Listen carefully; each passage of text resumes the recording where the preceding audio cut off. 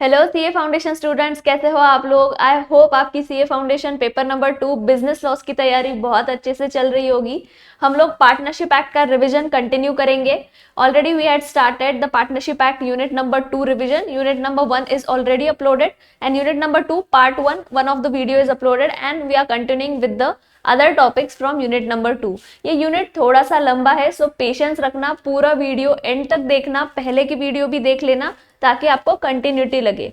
Today we are going to revise the topics which are from partnership property. Partnership property तक हमने कर लिया था। So what are the topics that we are going to revise today? First is personal profit earned by partners. इसका मतलब क्या होता है?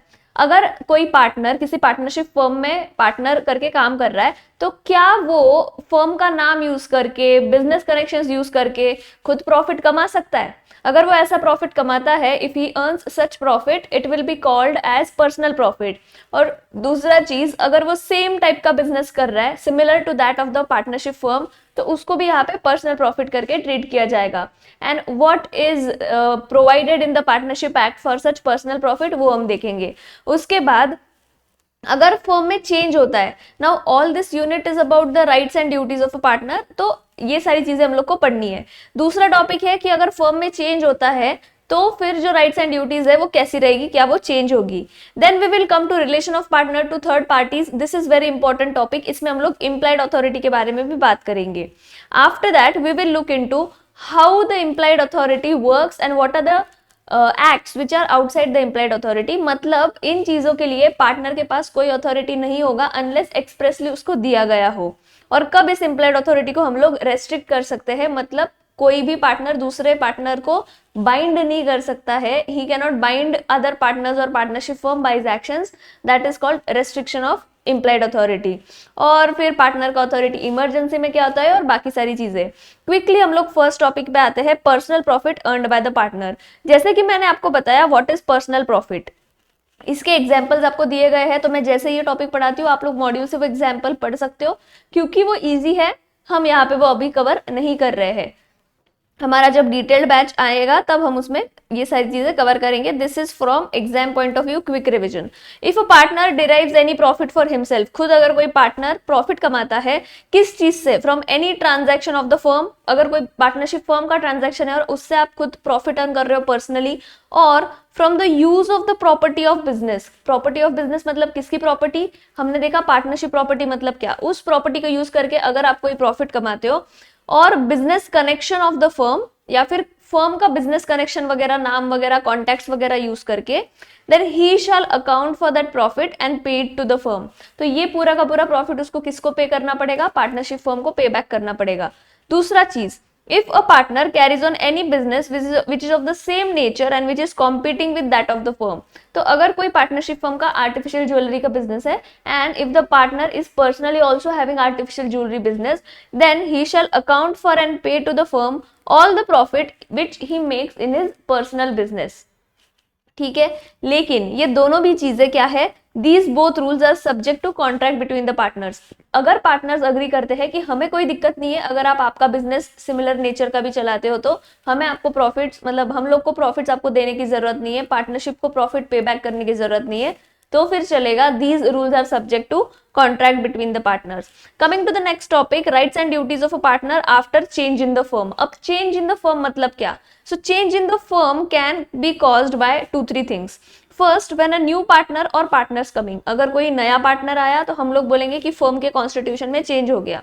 या फिर वेयर सम पार्टनर और partners go out. Now how can the partner go out, it can be either by death और by retirement.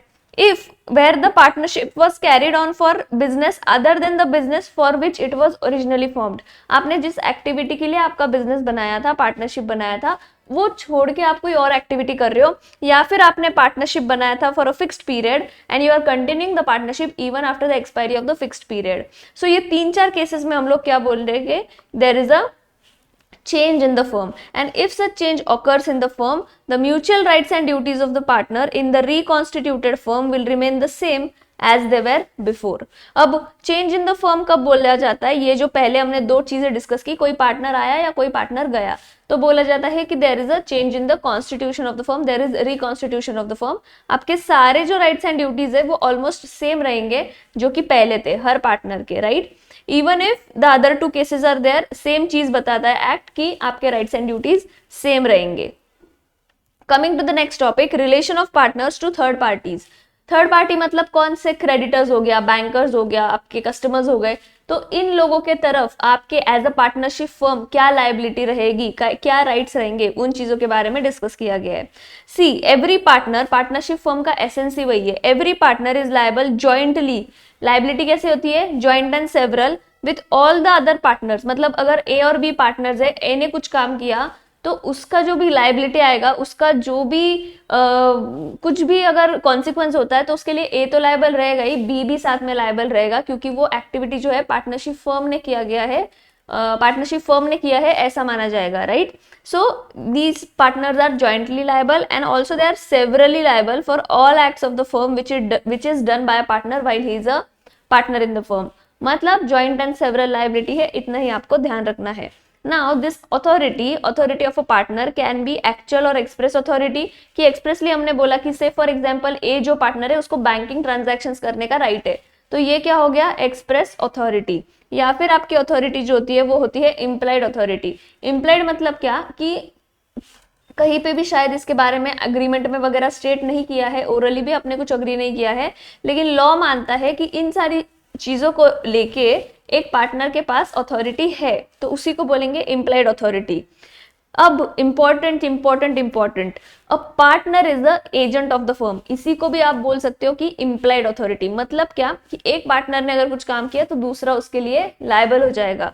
A partner is the agent of the firm for the purpose of business of the firm. और क्या एक partner principal भी माना जाता है? Yes. और इसी की वजह से हम बोल रहे हैं, क्योंकि वो एजेंट करके भी काम कर रहा है और प्रिंसिपल करके भी काम कर रहा है, तो क्या एजेंट के एक्ट्स के लिए प्रिंसिपल लायबल होता है? Of course yes, right. लेकिन अगर उसने अपने अथॉरिटी के बाहर जाके काम किया एजेंट ने, तो फिर प्रिंसिपल लायबल नहीं होता है। उसी थोड़े से लॉजिक पे ये इम्प्लाइड अथॉरिटी का कॉन्सेप्ट चलता है। So partner when he acts for himself and his in his own interest he may be deemed a principal. जब वो काम कर रहा है बाहर वालों के लिए, वो क्या है? प्रिंसिपल है, पार्टनरशिप फर्म का एक प्रिंसिपल माना जाएगा। जब वो बाकी लोगों के लिए एक्ट कर रहा है, when the partner acts for his partners he may be deemed as an agent. This may be actual authority, that is result of consent of all the partners, or it can be implied authority. This is the authority. What is implied authority? It is authority of a partner to bind the firm. Bind the firm मतलब कि मैं कुछ भी कर रहा हूँ तो आप लोगों को भी उसका consequence bear करना पड़ेगा। It is the act of a partner which is done to carry on business of the kind carried on by the firm.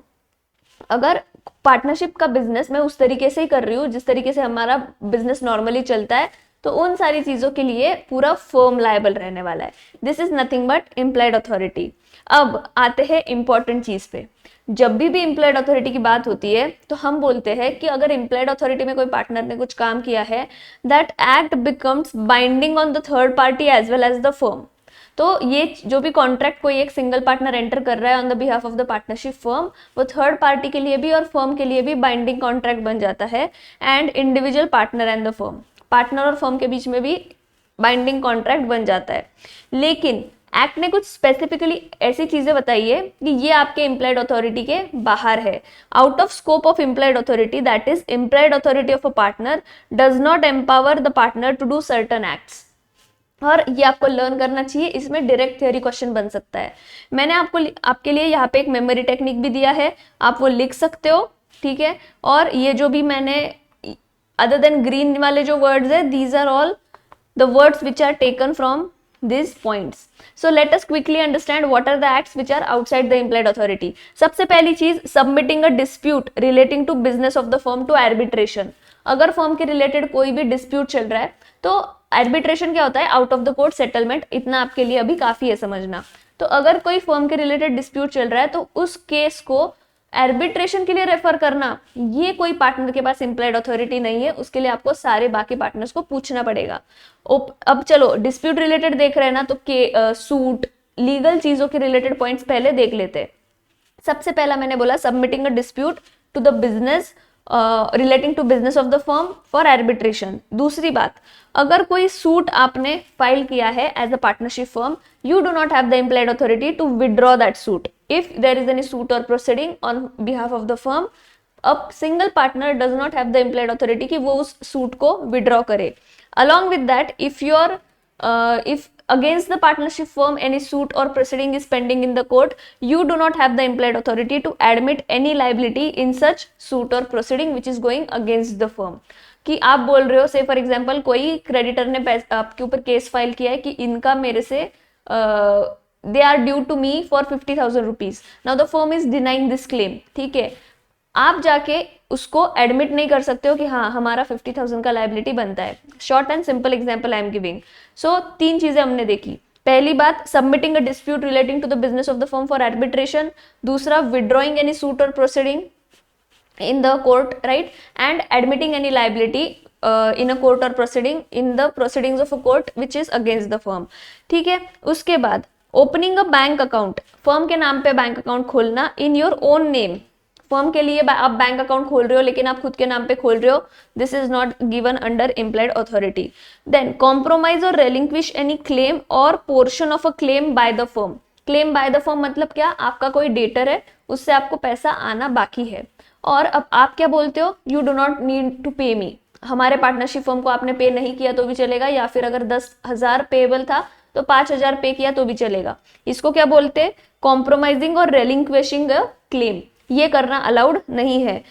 Acquiring immovable property on behalf of the firm. Movable property के बारे में बात नहीं किया है, लेकिन अगर immovable property, land, building आप समझ सकते हो, उसको अगर आपको खरीदना है या फिर अगर उसको आपको ट्रांसफर भी करना है, सेल भी करना है, तो भी आपके पास इम्प्लाइड अथॉरिटी नहीं है रिगार्डिंग एक्वायरिंग और transferring of immovable property.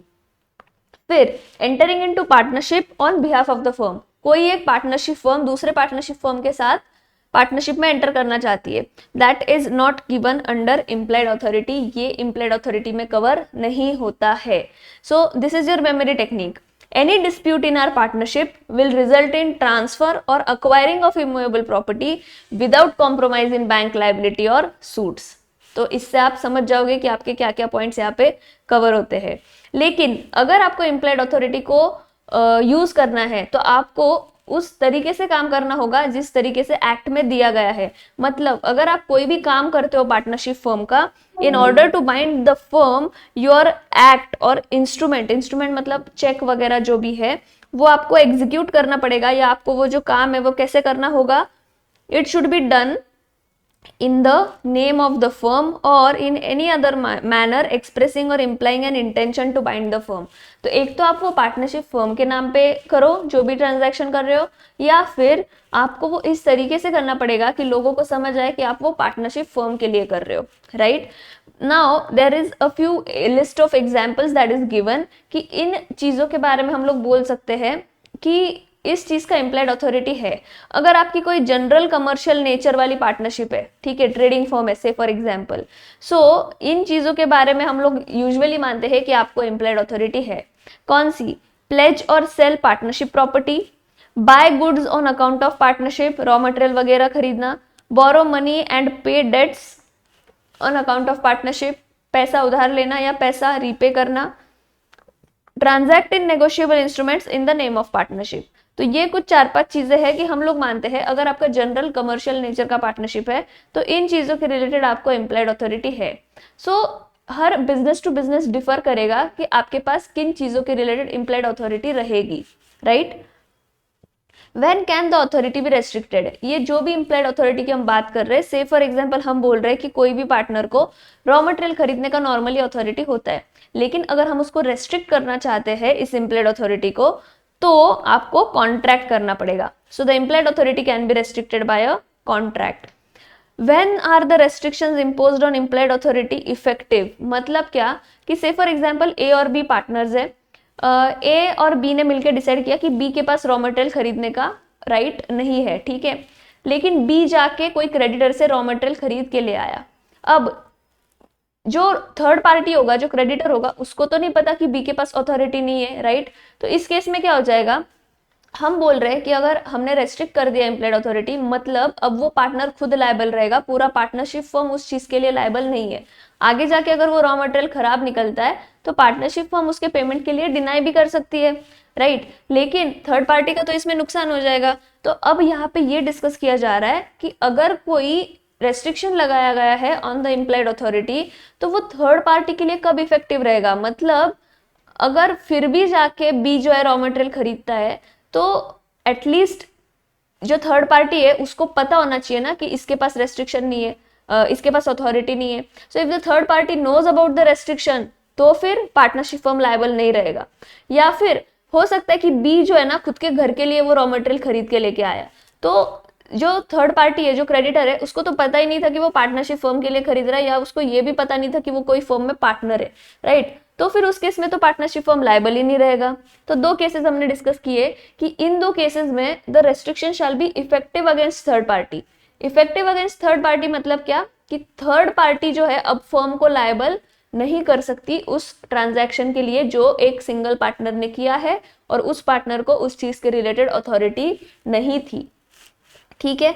So conditions under which restriction is imposed on the employed authority of a partner shall be effective against third party. तो ये कंडीशन अगर सेटिस्फाई होती है तो फिर थर्ड पार्टी के अगेंस्ट रेस्ट्रिक्शन इफेक्टिव रहेंगे, मतलब थर्ड पार्टी पार्टनरशिप फर्म को लायबल नहीं कर सकती है फॉर दोज ट्रांजैक्शंस। पहला चीज, the third party knows about the restriction. Third party को पता था कि इस पार्टनर के पास अथॉरिटी नहीं है, या फिर third party does not know that he is dealing with a partner in a firm. उसको पता ही नहीं था कि वो कोई फर्म के पार्टनर के साथ डील कर रहा है, उसको तो लगा कि वो नॉर्मली आके कोई एक बंदा उससे चीज खरीद के लेके जा रहा है। तो इन दो केसेस में the restriction imposed on the employed authority of a partner shall be effective against third party. अब आते हैं partners authority in an emergency. ये सिंपल सी चीज है कि अगर कोई पार्टनर इमरजेंसी में कोई भी काम करता है तो उसके रिलेटेड एक्ट में उन्होंने बोल दिया है कि भाई अगर ये बंदा ऐसा कुछ काम कर रहा है जो एक नॉर्मली कोई भी आदमी करता, अगर वो खुद के लिए भी काम कर रहा होता, ना कि पार्टनरशिप फर्म के लिए, जो कि एक नॉर्मल लॉजिकल बात है, वो वैसी कोई चीज कर रहा है इमरजेंसी में, तो उसके लिए हम उसको खुद को लायबल नहीं कर सकते, उसके लिए वो पार्टनरशिप फर्म को बाइंड कर सकता है, right? A partner has authority to do all such acts for the purpose of protecting the firm from the loss. Emergency में मुझे फर्म को लॉस में बचाने के लिए, लॉस से बचाने के लिए कुछ चीजें अगर करनी पड़ती है जो कि ऐसी चीजें हैं as would be done by a person of ordinary prudence. Normally दिमाग वाला जो इंसान है वो जैसी चीजें करेगा वैसी कुछ चीजें करने की अथॉरिटी है। Who is acting in his own case under similar circumstances. और ये वो ऐसी कुछ चीजें कर रहा है फर्म को लॉस से बचाने के लिए जो नॉर्मली कोई भी बंदा अपने खुद के केस में भी करता। Such acts shall bind the firm, ठीक है। This is the partner's authority in an emergency. अच्छा, अगर आपको ये लेक्चर फास्ट लग रहा है तो आप क्या कर सकते हो, रोको, आप खुद पढ़ो, ये टॉपिक होने के बाद उसको थोड़ा सा डाइजेस्ट करो और फिर आगे बढ़ो, राइट। मैं आपको बहुत ही सिंप्लीफाइड एक्सप्लेनेशन दे रही हूँ, लेकिन मेरा स्पीड शायद आपको थोड़ा ज्यादा लगे, तो आप उसको या तो स्पीड रिड्यूस करके देखो या तो आप रुको, पॉज लो and then you can move to the next topic, right. This unit is lengthy, so I am trying to cover all the syllabus in a quick manner, right. Effect of admission by a partner. अब यहाँ पे admission का मतलब क्या होता है? Admission मतलब giving any statement, या फिर मैं कोई भी चीज अगर किसी को बोल रही हूँ या मैं रिप्रेजेंट कर रही हूँ तो उसको बोला जाता है एडमिशन, ठीक है। So partner as agents of each other can make binding admission. Binding admission मतलब अगर मैंने किसी एक कोई चीज बोली, अब आपके मॉड्यूल में एक एग्जांपल दिया है, मैं आपको क्विकली यहाँ पे बता देती हूँ। से for example A and B partners है, ठीक है। कोई एक कस्टमर आता है मिस्टर एक्स, इनका जो है स्पेयर पार्ट्स का बिजनेस है, मोटरसाइकिल के स्पेयर पार्ट्स का बिजनेस है। अब मिस्टर एक्स आता है और उसके गाड़ी का कोई स्पेयर पार्ट खराब हो गया है, वो मिस्टर बी को बोलता है कि क्या आप मुझे मेरे गाड़ी को फिट हो ऐसा स्पेयर पार्ट दिलवा दोगे। मिस्टर बी बोलता है ये लो, ये XYZ कंपनी का स्पेयर पार्ट है, ये आपके गाड़ी में फिट बैठेगा। अब आप मुझे बताओ, ये जो बी ने बोला कि ये स्पेयर पार्ट आपके गाड़ी के लिए फिट रहेगा, इसको यहाँ पे हम क्या बोलेंगे? This is called admission by a partner. और ये जो एडमिशन है ये ए के ऊपर तो बी के ऊपर तो बाइंडिंग है ही, बट पूरे पार्टनरशिप फर्म दैट मीन्स ए के ऊपर भी बाइंडिंग है। बाद में जाके अगर वो स्पेयर पार्ट खराब निकलता है तो सिर्फ बी की लाइबिलिटी नहीं रहेगी, ए की भी लाइबिलिटी रहेगी। तो इसको बोला जाता है effect of admission by a partner. But only this admission is effective against the firm only in relation to partnership transaction and which is done in ordinary course of business. ठीक है, ये normal सी चीज है। क्या इसके ऊपर आप restriction लगा सकते हो? यस, एन एडमिशन और representation bye partner will not bind the firm. अगर हमने ऑलरेडी उस काम के लिए, अगर हमने बी को बोला था कि सेल करने का तेरे पास अथॉरिटी नहीं है, और जो मिस्टर एक्स आया उसको पता था कि अब शॉप में सिर्फ बी है लेकिन बी के पास सेल करने का अथॉरिटी नहीं है, राइट? तो ऐसे केस में अगर बी सेल करता है, एक्स उससे सामान खरीदता है, तो पूरा फर्म लायबल नहीं रहेगा। लेकिन उसके लिए कंडीशन इंपॉर्टेंट क्या है कि if his authority on the point is limited, हमने उसके अथॉरिटी को लिमिट किया था, and the other party knows of the restriction, that means mister X को अगर वो चीज पता थी कि इसके पास वो अथॉरिटी नहीं है, तो फिर पूरा फर्म बाइंड नहीं होगा। Simple. What are the consequences of this? Now this will affect the firm when tendered by third parties. अगर एक्स आके क्लेम करता है कि आपने मुझे गलत पार्ट दिया है, तब इस सेक्शन का रेलेवेंस रहेगा, right? They may not have the same effect in case of dispute between the partners themselves. अगर दो पार्टनर्स के बीच की बात है तो ये सेक्शन ऑब्वियसली अप्लाई नहीं होगा। I hope this is clear. You can again revisit the example. Coming to effect of notice to acting partner. Notice to acting partner का यहाँ पे मतलब है कि अगर थर्ड पार्टी आके कोई चीज एक एक्टिंग मतलब क्या, एक्टिव पार्टनर को बता रही है, तो हम मानेंगे कि उसने पूरी फर्म को बता दिया है। अगर स्लीपिंग पार्टनर को कोई चीज आके बता रहा है तो नहीं, तब हम नहीं मानेंगे कि पूरे फर्म को पता है।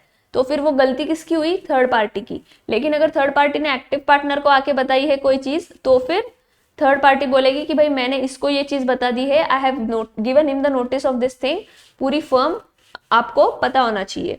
The notice to a partner on matters relating to affairs of the firm will operate as a notice to the firm, कि पूरे फर्म को नोटिस मिल गया है अगर एक पार्टनर को कोई चीज का नोटिस दिया है, accept in the case of fraud on the firm. लेकिन अगर एक्टिव पार्टनर और थर्ड पार्टी मिलकर कोई चीज का फ्रॉड कर रहे, तो फिर हम बोलेंगे कि यहाँ पे पूरे फर्म को पता शायद नहीं है, क्योंकि ये एक्टिव पार्टनर ने मिलकर गलत काम किया है, विच इज कमिटेड और done with the consent of that partner.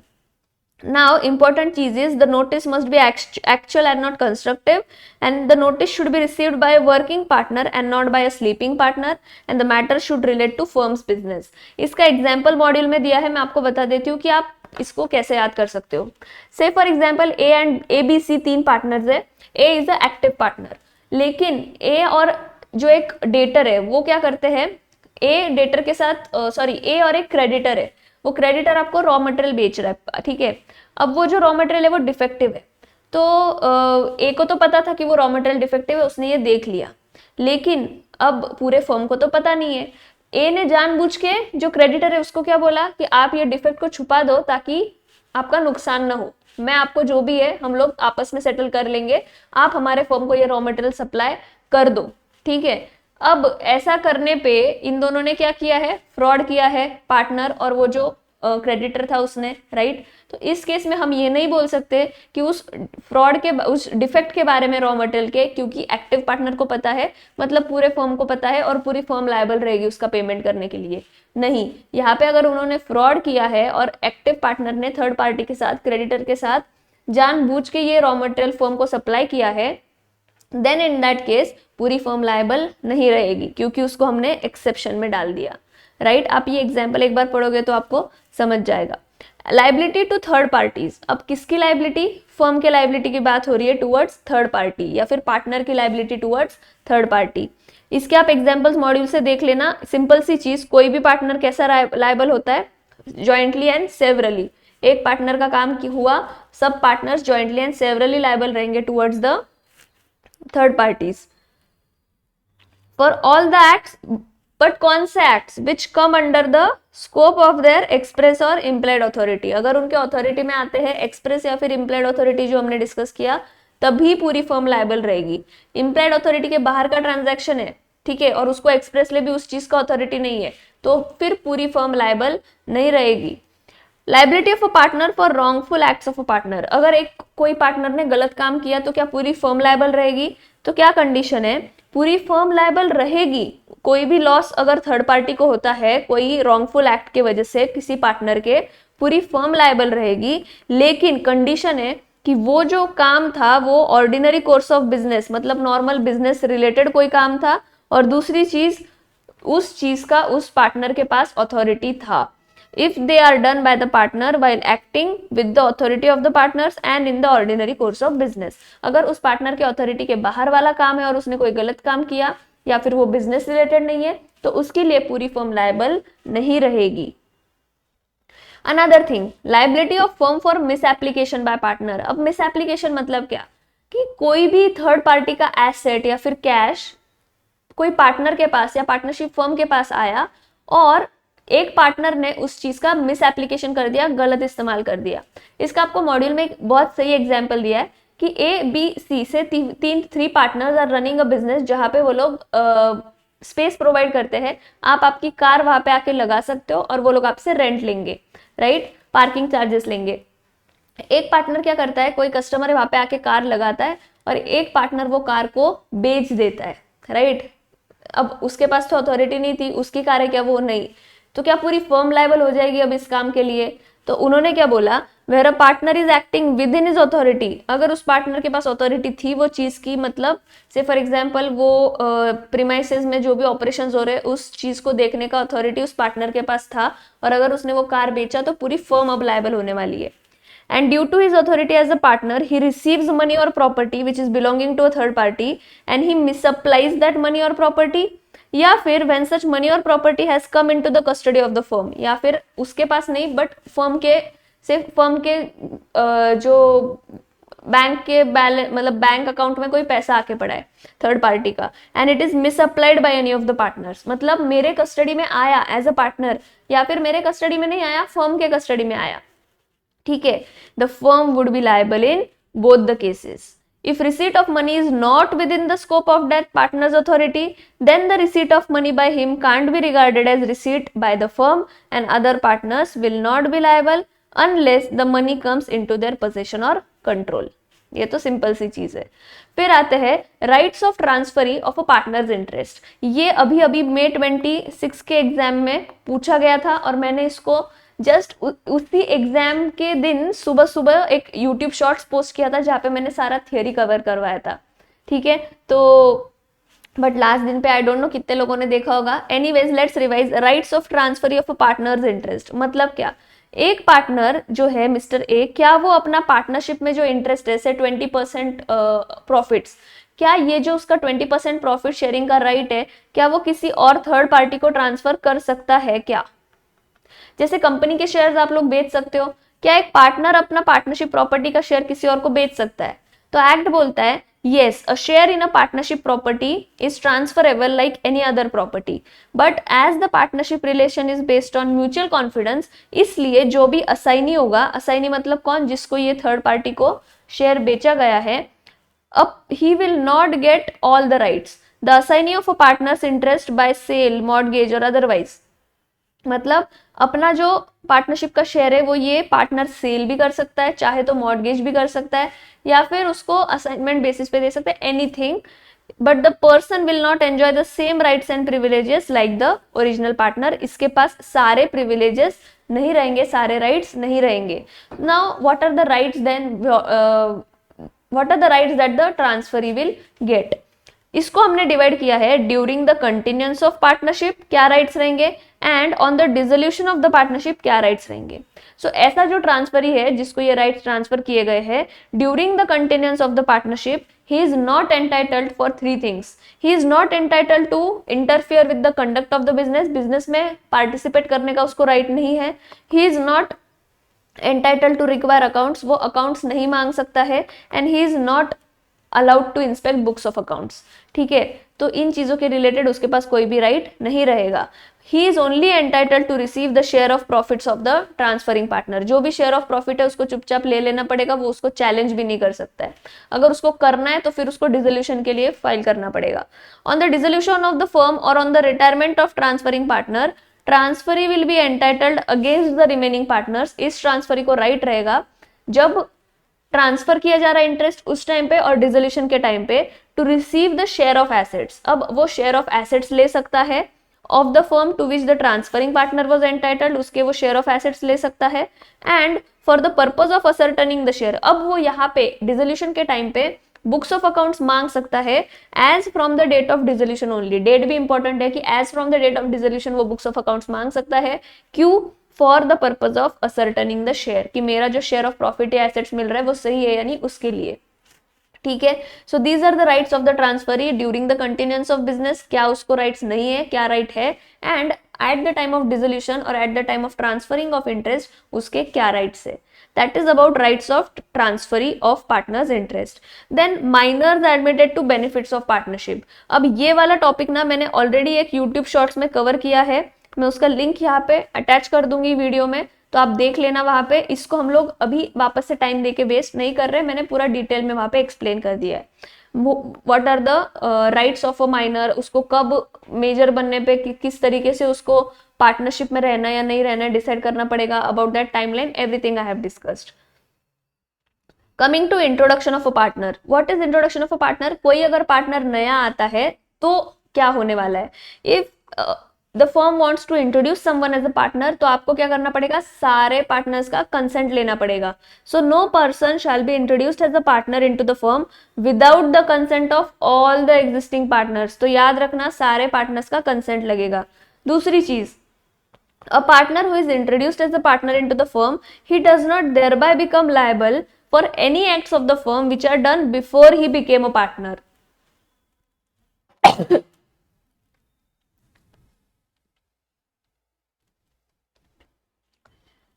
तो क्या बोला हमने कि ऑब्वियसली अगर मिस्टर ए जो है वो आज के दिन से एडमिट हुआ है पार्टनरशिप फर्म में, तो पहले जो भी एक्ट्स किए गए हैं उसके लिए ये लायबल नहीं रहेगा। लेकिन इसमें एक छोटा सा ट्विस्ट है, अगर जो आपका क्रेडिटर है, से फॉर एग्जांपल आपका कोई पहले का क्रेडिटर है पार्टनरशिप फर्म का, ये क्रेडिटर और आपकी नई फर्म पहले, से फॉर एग्जांपल बीसी एसोसिएट्स, से फॉर एग्जांपल पहले बी एंड सी एसोसिएट्स ऐसे नाम की फर्म थी, अब इसमें मिस्टर ए ज्वाइन करता है। अब ये पूरी फर्म मिलके क्रेडिटर के साथ अग्री करती है कि बी एंड सी ये जो फर्म थी ये डिस्चार्ज हो गई और पूरी की पूरी एबीसी फर्म जो है अब आपके जो भी लाइबिलिटीज है उसके लिए लायबल रहेगी।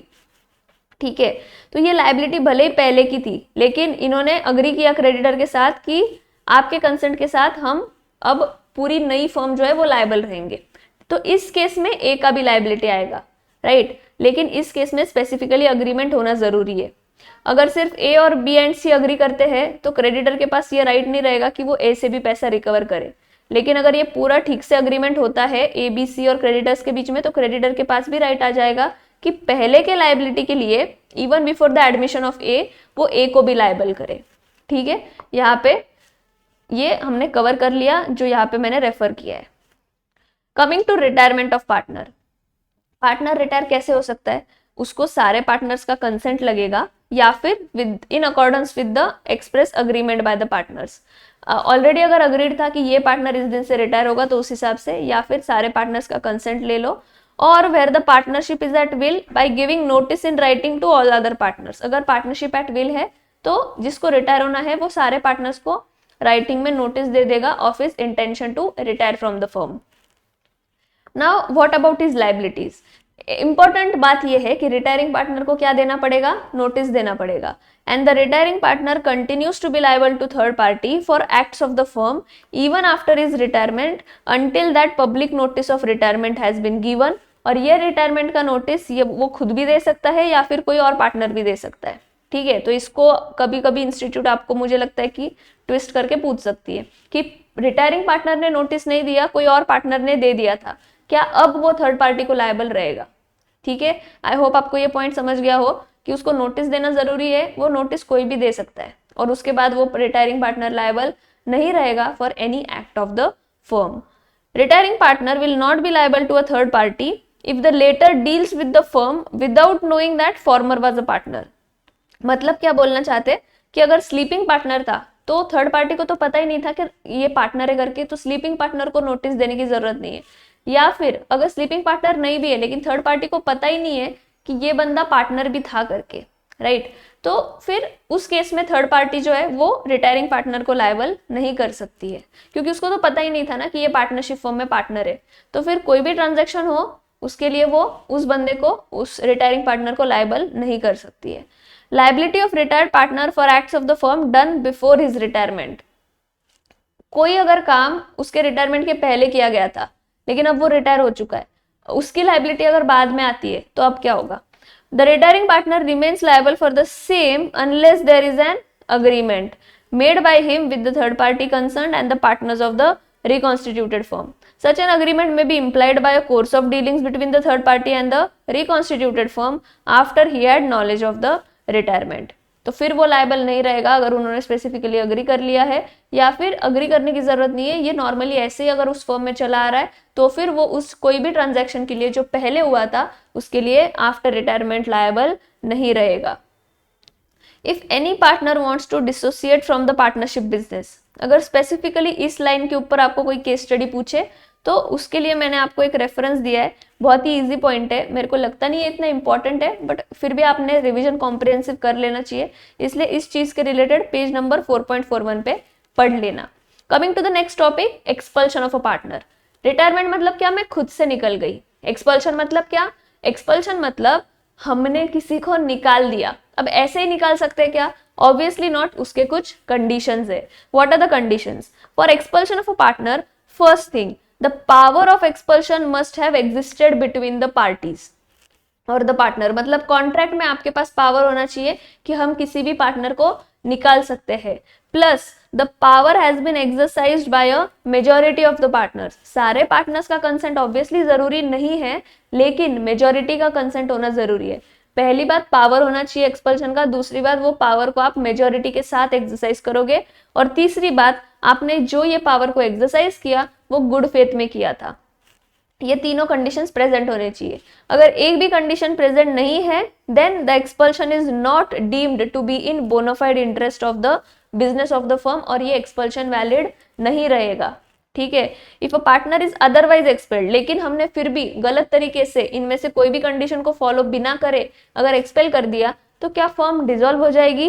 नहीं. The expulsion is null and void. Expulsion तो वॉइड रहेगा but even invalid expulsion does not put an end to the partnership. अब ये जो थर्ड पॉइंट है, it has been the power has been exercised in good faith. इस good faith का मतलब क्या है?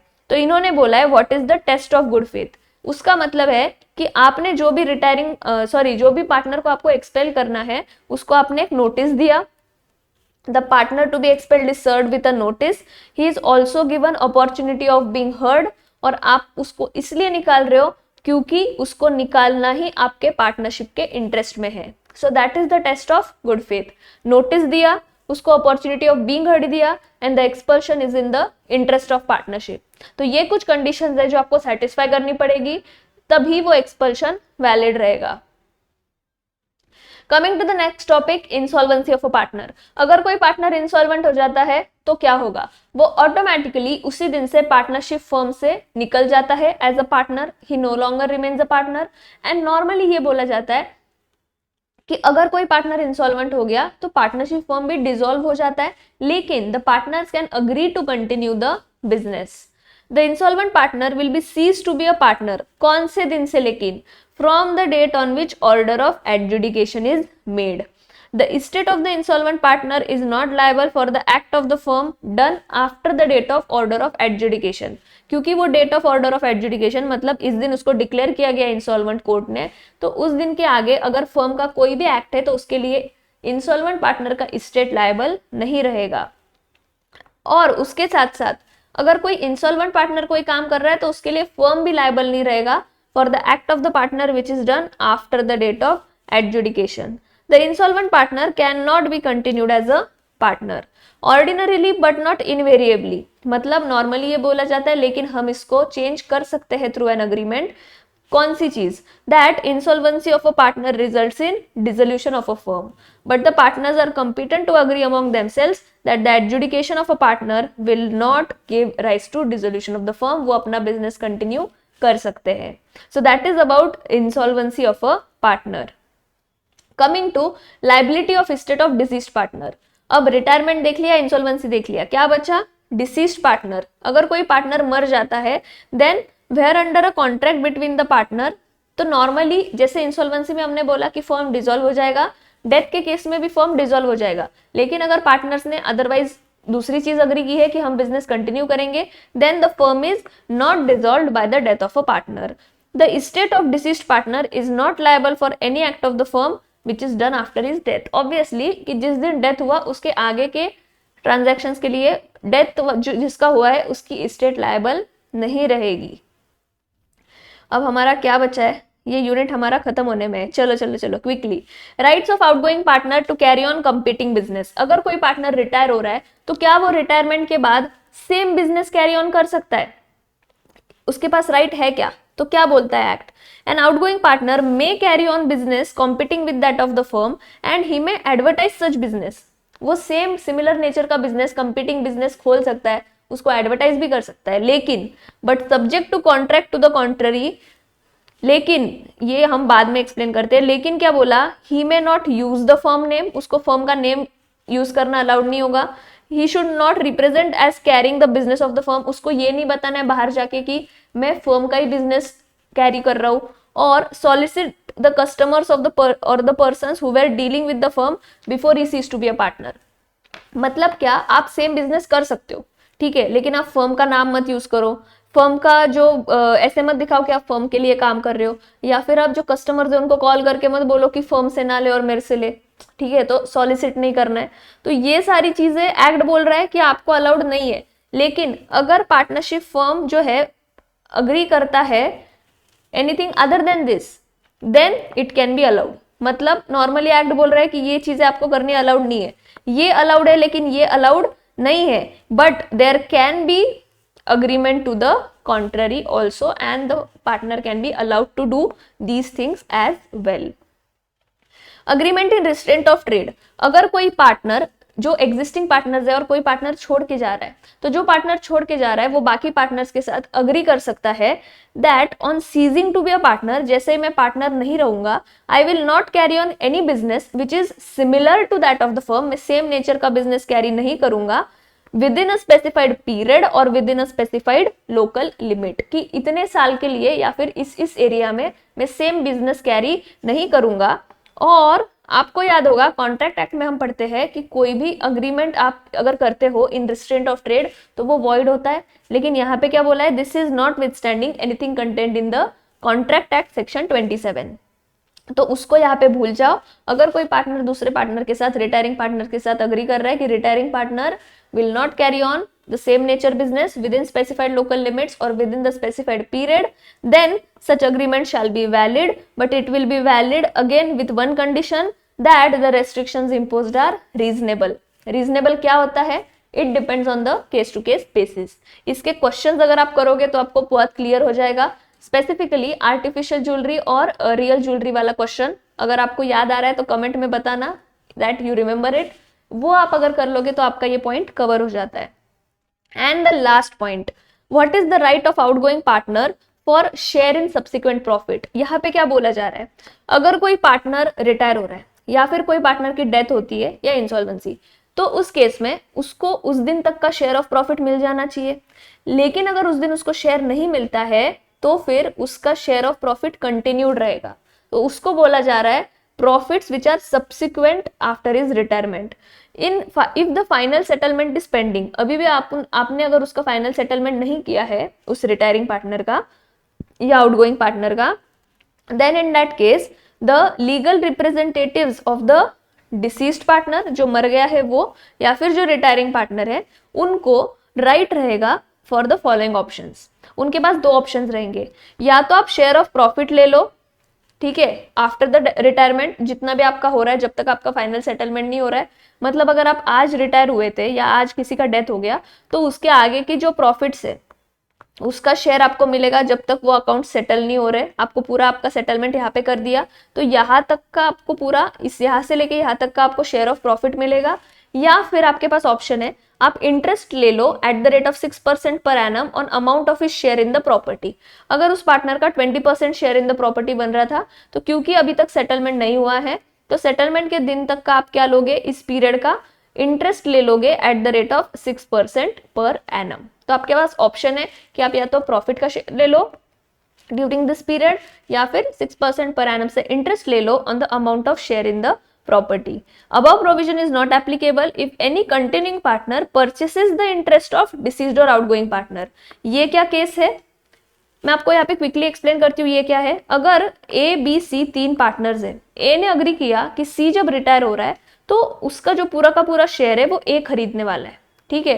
तो इस केस में यहाँ पे पार्टनरशिप फर्म को फिर सी को कोई प्रॉफिट्स वगैरह सब्सिक्वेंटली देने की जरूरत नहीं है, ना ही ये 6% पर एनम इंटरेस्ट देने की जरूरत है, even if the accounts are settled afterwards, क्योंकि यहाँ पे जो मेन सेटलमेंट होगा वो ए और सी के बीच में होगा, राइट। सो इसलिए बोला कि ये प्रोविजन फर्म के लिए एप्लीकेबल नहीं रहेगा if existing partner purchases the share of deceased और रिटायरिंग पार्टनर, ठीक है। So we have covered all the points of unit number 2। I hope this revision was effective for you. अगर आपके लिए ये रिविजन इफेक्टिव था तो अपने फ्रेंड्स के साथ शेयर करो, चैनल को सब्सक्राइब कर लो और कमेंट्स में लिखो yes September 26 is my attempt. See you in the next video for unit number 3। All the best.